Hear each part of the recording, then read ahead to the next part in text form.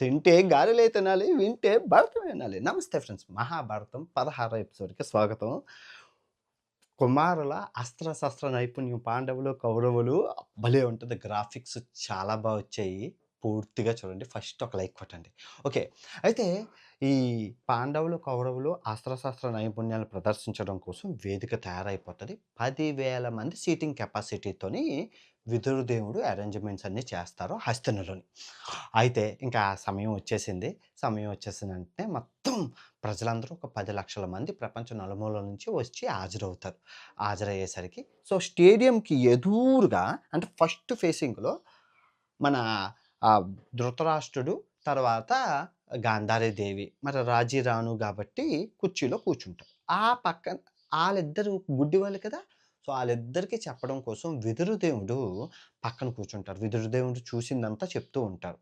ఆ తర్వాత పెద్దాయన భీష్మ, భీష్మాచార్యుల వారు పెద్ద కుర్చీ ఉంటది. అక్కడ ఆయన కూర్చుంటారు. సో, ఆ పక్కన మన ఈయనున్నారు కదా! ఆయన పేరేటి కృపాచార్యులు. First teacher. ఆయన కూడా కూర్చుంటారు. ఎందుకంటే అ, ఆ, ఉ నేర్పించింది ఆయనది కాబట్టి. ఆ తర్వాత ద్రోణాచార్యుల వారు కూర్చుంటారు ఈ పక్కన. సో, అయిపోయిద్ది. మొత్తం అందరూ ఆ తర్వాత ఇటు సైడ్ అంతా పెద్ద పెద్ద అంగరాజులు, తర్వాత శల్యుడు కూడా వస్తాడు. పెద్ద పెద్ద వాళ్ళందరూ వస్తారు. పెద్ద పెద్ద రాజులొస్తుంటారు.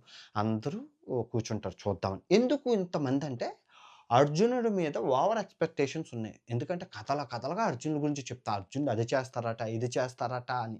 సో, అయన్నీ చూడడం కోసం వస్తారు. ఆ రోజుల్లో సినిమాలేమి లేవు కదండీ! ఏమి నాటకాలు లేవు. సో, ఇదే గాబట్టి అసలు ఎన్ని రోజుల నుంచో వెయిట్ చేస్తున్నారు గాబట్టి అందరూ వస్తారు.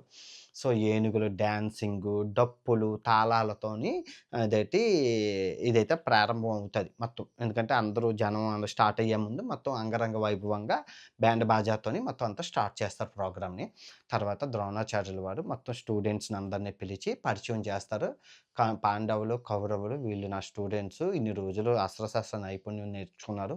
ఇప్పుడు ఇయన్నీ మీ ముందు ప్రదర్శిస్తారు. మీరు చప్పట్లు, తాళాలు, ఎంకరేజ్‌మెంట్సు గోల అంతా చేసి పిల్లల్ని ఆశీర్వదించండి. గోల చేసి ఎంకరేజ్‌మెంట్ చేయండి అంటాడు. అంటే చప్పట్లవి కొడితేనే కదా! అందరూ అంటారు. సో, మీరు ఆహ్, ఆహ్, ఆహ్, ఉత్సాహపరచండి ప్రారంభిస్తున్నాను అని చెప్పి మొట్టమొదటగా మా పాండవులకి, కౌరవులకి పెద్దవాడు ధర్మరాజు వస్తున్నారు మీ ముందుకి. ఆయన ఏట విసరడంలో దిట్ట. ఎన్ని కిలోమీటర్ల దూరంలో ఉన్న లక్ష్యాన్ని ఒక ఏటతో ఇసురుతారు. ఏట అంటే జావెలింగ్ త్రో. ఇప్పుడు పరిగెట్టి చుట్టి కలర్ ఇసురుతారు చూడు అది. దాన్ని జావెలింగ్ త్రో అంటారు.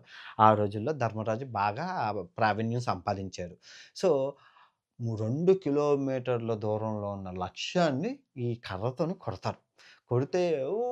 ధర్మరాజా, పాండుపుత్ర, కుంతిపుత్ర అని అరుస్తారంతా చప్పట్లు. సో, కుంతీదేవి విధవరాండ్లు గాబట్టి అంతఃపురం నుంచి చూస్తది. అంటే ఈ సభలోకి రాకూడదు. ఎందుకంటే మొగుడు లేడు కదా! ఆ అంతఃపురం నుంచి చూసి కుంతీదేవి అమ్మో! నా కొడుకు అని చెప్పి ఆనందిస్తది. అయిపోతది. ఆ తర్వాత నెక్స్ట్ మన దుర్యోధనుడు, తర్వాత భీముడు వస్తారు. ఎన్ని రోజుల నుంచో దుర్యోధనుడు వెయిట్ చేస్తున్నాడు. ఎందుకంటే దుర్యోధనుడికి వజ్రతుల్యం అయిపోయింది బాడీ. ఆ వజ్రతుల్యం అయిపోయిన కాడ నుంచి ఛాన్స్ ఎక్కడ దొరకలేదు. భీముడితో ఫైటింగ్‌కి. భీముడు నాగాయుధ సంపన్నం కాడ నుంచి ఆయనకి ఛాన్స్ దొరకలేదు. ఎక్కడ దుర్యోధనుడిని కొట్టడానికి. ఆ పగలా ఉండిపోయింది. ఇద్దరు గదలతో వస్తారు. ఒక్కొక్క గదతో ఆళ్ళని చూసి సగం జనం పాండుపుత్ర అంటే సగం జనం ధృతరాష్ట్రపుత్ర అని. సగం జనం కుంతీపుత్ర అంటే సగం జనం గాంధారీపుత్ర అని. ఎందుకంటే దుర్యోధనుడికి ఆ బాడీ, ఆ పర్సనాలిటీ చూసి జనంలో మంచి ఫేమ్ ఉంటది. యాస్ వెల్ యాస్ భీముడికి కూడా మంచి ఫేమ్ ఉంటది. ఇద్దరు రణస్థలంలోకొచ్చి స్టార్ట్ చేస్తారు. ఆ గదతో కొడితే మొత్తం స్టేడియం ఒక్కసారిగా షేక్ అయిపోద్ది. భూకంపం వచ్చినట్లు. ఎందుకంటే పెద్ద గదలు కొట్టుకుంటే ఆ సౌండ్‌కి ఒక్కొక్కరికి చెవుల్లో చిల్లులు పడి గోల, అరుపులు ఏయ్! ఏయ్! ఏయ్! అని. ఇద్దరు గదా యుద్ధం చేసుకుంటూ ఉంటారు. ఆ అరుపులకి, గోలకి ధృతరాష్ట్రపుత్ర, కుంతీపుత్ర అంటుంటే, ఈ ధృతరాష్ట్రుడు ఏదో నన్నెవరో పిలుస్తున్నారని చెప్పి, విదురుదేవా ఏమవుతుంది? నా పేరెందుకు పిలుస్తున్నారంటే, మన దుర్యోధనుడు గదా యుద్ధం భీముడితో ఎరగొట్టేస్తున్నాడండి. అందుకే జనాలందరూ మీ పేరు అంటే మరి నా మామూలుగా ఉండదు. నా కొడుకంటే తోపు, దమ్ముంటే ఆపు అని అక్కడే సభలోనే మీసం మెలేసేసుకొని గాంధారి అంటది. అమ్మ వజ్రతుల్యం బాడీ అంతా పనిచేస్తుంది. ఎందుకంటే ఆ వజ్రతుల్యం గద తగిలినా ఏమవ్వదు. భీముడికి నాగాయుధం. ఆయనకి గద తగిలినా ఏమవ్వదు. సో, ఇద్దరు హోరాహోరీగా ఆడుకుంటారు. ఎప్పుడైతే గదలు కొట్టుకొని నిప్పురవ్వ వచ్చేస్తది. అంటే బాగా ఐరన్ కొట్టుకున్నప్పుడు నిప్పులా వచ్చేస్తది కదా! నిప్పురవ్వలొచ్చాయో కృపాచార్యులంటారు, "ఈ యుద్ధం ముదిరిపోయి గొడవ అయిపోయినట్లుంది బావా! నువ్వు అర్జెంట్‌కెళ్ళి ఆపపోతే ఇద్దరిలో ఒకళ్ళు ఒకరు ఉంటారు. చాలా విధ్వంసం సృష్టిస్తారు ఈళ్ళు" అంటే, వెంటనే ఆ వేడిలో మీద నేనెళ్తే నాకు తగులుతది. ఎందుకు నా కొడుకు అశ్వత్థామ గాని, "అశ్వత్థామ ఇట్రా" అంటాడు. చెవిలో, "ఏంటి నాన్నగారు" అంటే, "ఎళ్లి ఆ యుద్ధాన్ని ఎలాగోకలాగా ఆపేయి" అంటాడు. అశ్వత్థామ మీరు చూడ్డానికి పండిత పుత్ర అనుకుంటున్నారు గానీ, ఆయనకి క్షత్రియులకున్నంత ధైర్య సాహసాలు ఎక్కువ. చాలా ఎక్కువ. ఆ! ఎళ్తాడు ధైర్యంగా ఎంపైర్‌లాగా, "బాబు ఆగండి చాలు. ఇద్దరు విజయులు" అని చెప్పి ఇద్దరు విజేతలుగా ప్రకటిస్తారు. విజేతలంటే ఇద్దరు బాగా పెర్ఫార్మన్స్ చేశారు. అందరూ చప్పట్లు కొడతారు. చప్పట్లు కొడితే ఇప్పుడు మన హీరో అర్జునుడు ఎంట్రీ. ఇప్పుడు ఏ స్కూల్‌లో అయినా బెస్ట్ స్టూడెంట్‌ని టీచర్ పట్టుకొనొచ్చి ఇంట్రడ్యూస్ చేస్తారు. ఎంఓడీ‌లకి గానీ, హెచ్ఓడీ‌లకి గానీ, స్టూడెంట్స్‌కి గానీ, ప్రిన్సిపల్స్‌కి గానీ, పేరెంట్స్‌కి గానీ, ఈయన మా క్లాస్ క్లాస్ మా కాలేజ్ టాపర్ అండి, స్కూల్ టాపర్ అండి, చాలా చదువుతాడండి, 500 మార్కులకి 500 వచ్చాయండి, 10థ్‌లో 100% అంటే నేను చెప్తాను. టాప్ స్టూడెంట్‌కి ఎప్పుడు ఆల్వేస్ ప్రిఫరెన్స్ ఇస్తారు. అలాగే మరి అర్జునుడు గురుకులంలోనే టాప్ కదా! నంబర్ 1 స్టూడెంట్ కదా! ద్రోణాచార్యులే స్వయంగా చేయి పట్టుకొని రంగస్థలంలోకి తీసుకొచ్చి ప్రజలందరికీ చెప్తాడు. ఈయన నా ప్రియతమ శిష్యుడు. నా బెస్ట్ స్టూడెంటు. ఈయన్ని మించిన విలుకాడు, ధనుర్ధారి, సవ్యసాచి ఈ ప్రపంచంలోనే లేడు. ఈ భూమండలంలో లేడు. ఈయన మించిన వాడు లేడు. ఈయన మీకు ఇప్పుడు ధనుర్విద్య చూపిస్తారు. చూసి తరించండి. చప్పట్లు కొట్టి ఎంకరేజ్‌మెంట్ చేయండి. నా స్టూడెంట్‌ని, నా శిష్యుడిని అని చెప్పి ఆయన ప్రజలందరికీ చెప్పి వెళ్ళిపోతారు. కుర్చీలో కూర్చుంటారు. ఇంకా ఫస్టు ఈయన ధనుస్సుతోని మీరు జాగ్రత్తగా వినండి. వే ఆహ్, ఇప్పుడు గదా యుద్ధంలోని ఆయ్! ఆయ్! సౌండు అవి వస్తాయి. ధనుస్సు బాణం ఏసేటప్పుడు మంత్రం చదవాలి. ఎందుకంటే శస్త్రాన్ని పట్టుకొని మంత్రం చెప్పి ఏస్తే అది అస్త్రం అవుతది. సైలెంట్‌గా అందరూ సైలెంట్‌గా పిన్ డ్రాప్ సైలెంట్ అయిపోతారు ఒకేసారి. ఆయన ఫస్టు మేఘాస్త్రం ఏస్తారు. మేఘాస్త్రం ఏస్తే అది పొద్దున కదా! ఆ సూర్యుడికి ఆ మేఘాలన్నీ కమ్మేసి చీకటైపోద్ది. చీకటైపోతే ఇదెక్కడ వింతరా అని చెప్పి అర్జున, బలా అర్జున, కుంతిపుత్ర, కుంతిపుత్ర, పాండురాజపుత్ర అని జనం గోల గోల చేస్తారు. ఎంటనే వాయువాస్త్రం దండం పెట్టుకొని వాయువాస్త్రం ఏస్తాడు అర్జునుడు. ఆ మేఘాలన్నీ ఎళ్ళిపోయి మళ్ళీ తెల్లారైపోతది. వావ్! పా పా పా పా పా అని చప్పట్లు చప్పట్లు కొట్టేస్తారు. ఆ తర్వాత అర్జునుడు నాగాస్త్రం ఏస్తారు. చుట్టూ స్టేడియం పైనన్ని పాములే. ఆ పాములకి వెంటనే గరుడాస్త్రం ఏస్తారు. గరుడాస్త్రం ఎయగానే మొత్తం గెద్దలన్నీ వచ్చి పాములను నెట్టుకొని ఎళ్ళిపోతాయి. ఇంకా చూసుకో ఆ తర్వాత ఆయన ఆగ్నేయాస్త్రం ఏస్తారు. అగ్గొచ్చి పడిపోతది. ప్రజలందరూ అమ్మో! అబ్బో! అంటే వెంటనే వారుణాస్త్రం ఏసి మొత్తం వర్షం తెప్పించి మొత్తం ఇది చేసేస్తారు. బలార్జున, బలార్జున, కుంతిపుత్ర, కుంతిపుత్ర అంటే కుంతీదేవి ఇంకా ఆనందానికి హద్దులేదు. ఇది ఏ తల్లికైనా పిల్లలు ప్రయోజకులైనప్పుడే కదా ఆనందం. ఆ ఆనందానికి హద్దులు లేవు. ఈ కౌరవులు చూసుకొని, అమ్మా! భీముడిని ఓడించడానికి నేనున్నాను. ఈయన్ని ఓడించడానికి ఎవరు లేరని దుర్యోధనుడు తలపట్టుకుంటారు. ఎందుకంటే ఆళ్ళ తమ్ముళ్ళు ఎవరు అర్జునుడంత తోపు లేడు. అయితే ఇంక తర్వాత అదృశ్యాస్త్రం ఏస్తారు. అంటే అదృశ్యాస్త్రం అంటే అస్త్రం ఎయగానే అర్జునుడు మాయమైపోయి ప్రజల్లో నుంచి వస్తారు. తర్వాత భూమాస్త్రం అంటాడు. అంటే భూమిలోకి ఎయగానే ఆయన భూమిలోకెళ్ళిపోతాడు. మళ్ళీ భూమిలో నుంచి వస్తాడు. ఒక్కటేటి సూక్ష్మాస్త్రం అంటే ఆ అస్త్రం ఎయగానే ఆయన చిన్నోడయిపోతాడు. తర్వాత పెద్ద లంబాస్త్రం ఎయగానే పెద్ద శిఖరం అయిపోతాడు. ఒక్కటేటి విద్యలన్నీ చూపిస్తుంటే ఇంతలోని మహాభారతానికి హీరో నా ఫేవరెట్ క్యారెక్టరు కర్ణుడొస్తాడు. ఆ రథం చూస్తే బంగారు రథం. ఏదో పరశురాముడిచ్చాడు. తర్వాత ఆ చేతిలో ఉన్న ధనస్సు శివధనస్సు, దివ్య ధనస్సు. ఆ ధనస్సు ప్రపంచంలో ఎవరి దగ్గర లేదు. ఒక్క కర్ణుడి దగ్గరే ఉంది. ఆ తర్వాత ఇవి పట్టుకొని స్టేడియం మధ్యకి రథం ఆపుతాడు. అబద్ధం ఆపగానే ఒక్కసారిగా సైలెంట్ పిన్ డ్రాప్. ఎవర్రా ఈడు? కవచకుండలాలు షైనింగ్‌తోని అసలు లుక్కే డిఫరెంట్‌గా ఉంటది. ఎవడీ సూపర్ స్టార్ రా! జనమందరూ ఆశ్చర్యపోతారు. ఆశ్చర్యపోతే, ప్రజలారా నా పేరు కర్ణ. అర్జునుడు చేసినవన్నీ గారడీ విద్యలు. ఇప్పుడు అయన్నీ నేను చేసి చూపిస్తాను. మీ అనుమతిస్తే అని ప్రజల్ని అడుగుతారు. ఈ గురు శిష్యుల్ని అడగరు. గురువుల్ని అడగరు. డైరెక్ట్ ప్రజల్ని అడుగుతారు. ఇప్పుడు ప్రజలంటారు చెయ్యు, చెయ్యు ఎంకరేజ్‌మెంట్ చేస్తారు కొత్తోళ్ళు ఎవరొచ్చినా. ఇక్కడ పరువు భీష్మాచార్యులకి, ద్రోణాచార్యులకి, కృపాచార్యులకి పరువు పోతది. వద్దు నువ్వెవడవు చెయ్యొద్దంటే ఏముంది? ఆయనకొచ్చిన స్కిల్ చూపిస్తానన్నాడు అంతే కదా! ఆ! భీష్ముడు అంటాడు చూపించు నాయనా! నువ్వేమైనా అర్జున్‌తో యుద్ధం చేస్తానంటున్నావా? నీ ప్రదర్శనే కదా! చూపించు. ప్రజల్ని ఎంటర్‌టైన్‌మెంట్ చెయ్యి అంటారు. చప్పట్లు కొడతారంతా. చప్పట్లు కొట్టగానే అర్జునుడు, "అర్జునా నువ్వు ఆ పక్కకుండు" అనగానే దుర్యోధనుడి ఆనందం. అమ్మ అర్జునుడు తొడగొట్టేవాడొచ్చాడ్రా!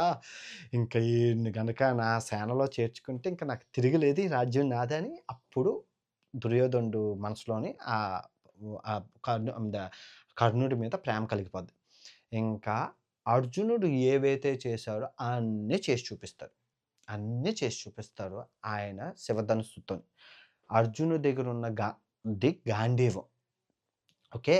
గాంధీవం కన్నా శక్తివంతమైనది పరశురాముడిచ్చిన శివధనస్సు. ఆ శక్తి ధనస్సు. ఎందుకంటే అర్జునుడు బ్రహ్మాస్త్రం వేస్తే గాంధీవంతోని అంటే ఆ ధనస్సు పేరు గాంధీవం. ఈయన పేరు శివధనస్సు, శక్తి ధనస్సు. ఈయనేస్తే ఈయనది కొంచెం కొసంత పవర్ ఎక్కువుంటది. ఎందుకంటే ఆ ధనస్సుకున్న శక్తి అటువంటిది. అంత బరువు, అంత శక్తివంతమైనది పరశురాముడిస్తారు. దానితోని ఏస్తే అర్జునుడికంట పర్ఫార్మెన్స్ బావుంటది. వింతలు, ఆ మ్యాజిక్కులు అయన్నీ చూసి ప్రజలు ఓహ్! ఓహ్! ఓహ్! ఓహ్! ఓహ్! అంటారు.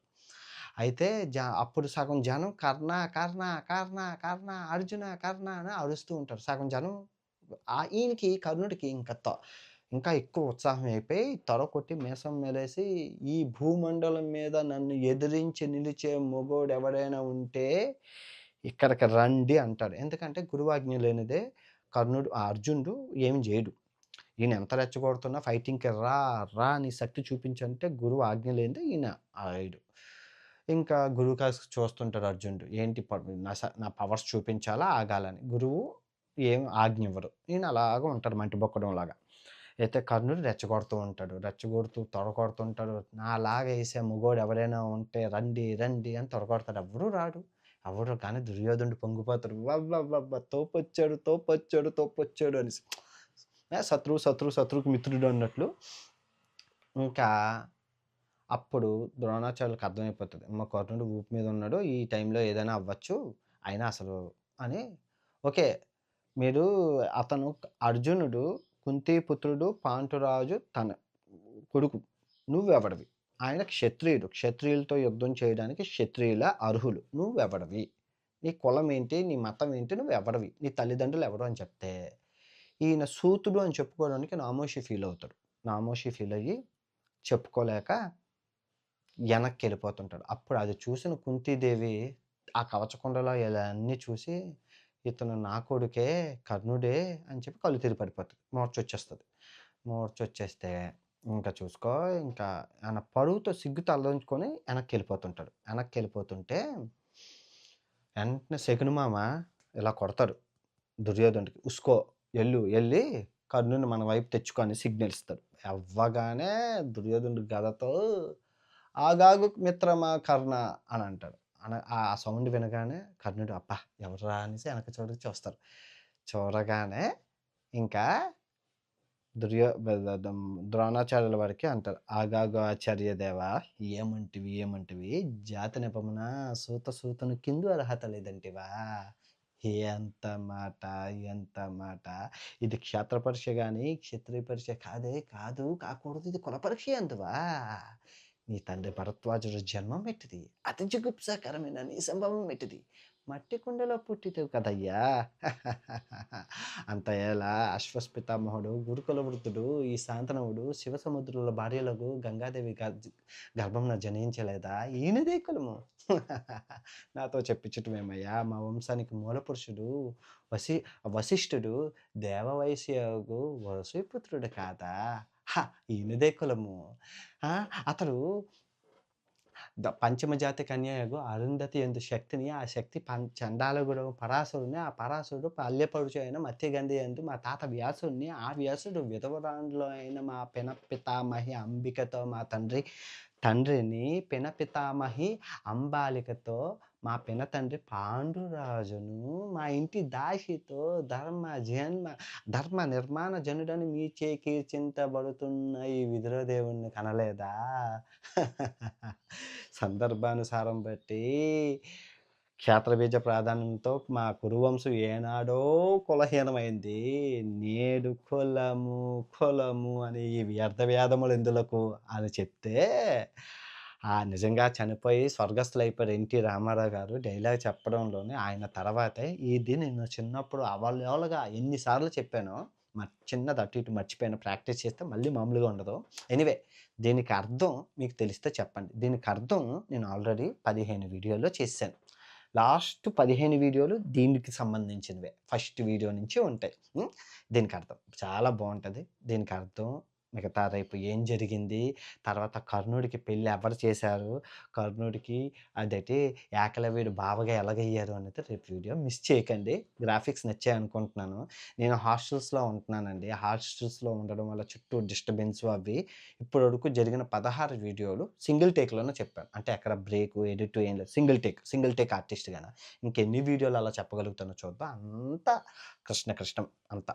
ఓకే. తిరిగి రేపు కలుద్దాం. ఉంటా. Bye and good night.